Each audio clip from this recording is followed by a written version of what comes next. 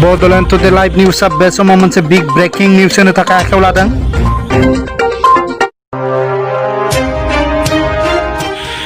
बे समाव Bodoland today live निउसआ मोनसे बिग ब्रेकिं निउस होनो थाखाय आखायाव लादों। गुजरातनि बारुच केमिकेल फेक्टरिया ब्लास्ट जानानै साबा मावथिफोरा जिउ गोमायो आरो सा 50 मावथिफोरा जखम जायो होननानै खौरां मोननाय जादों।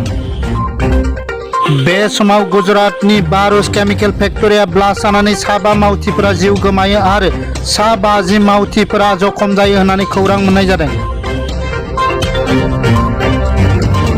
बे नुथाया गुजरातनि बारुच केमिकेल फेक्टरि ब्लास्ट जानायनि मोनसे नुथाय। फेक्टरि ब्लास्ट जानानै साबा मावथिफोरा जिउ गोमायो होननानै खौरां मोननाय जादों। बे दुखुनांथाव ब्लास्ट जानाय जाथायाव सासे सुबुङा गावनि जिउ रैखा खालामनो थाखाय बाहेरायाव ओंखारबोनायखौ नुनो मोनदों।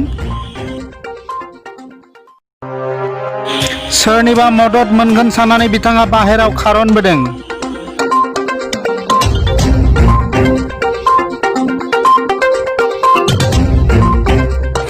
बे समाव गोब्राबै जखम जानाय सुबुंफोरखौ देहा फाहामसालियाव थिसननायनि राहा खालामनाय जादों।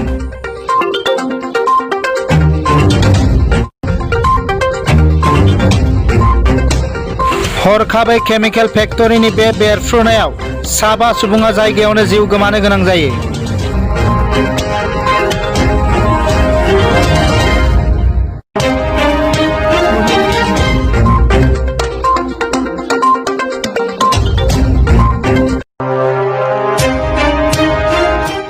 हरखाबै आमेरिकायाव हिंसायारि जाथाय।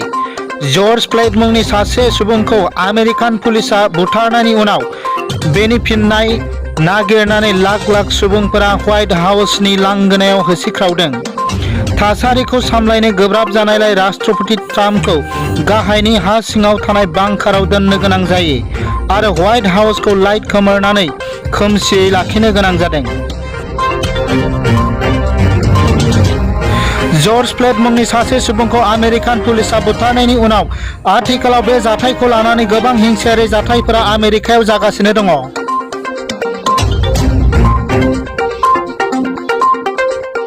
हरखाबै आमेरिकायाव हिंसायारि जाथाय।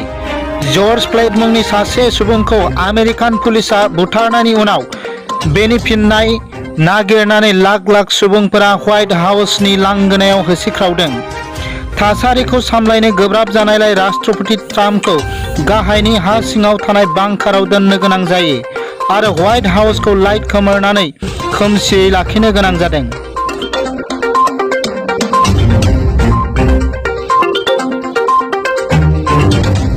आथिखालाव बे थासारिखौ लानानै आमेरिकायाव गोजोन गैयै थासारि सोमजिदों।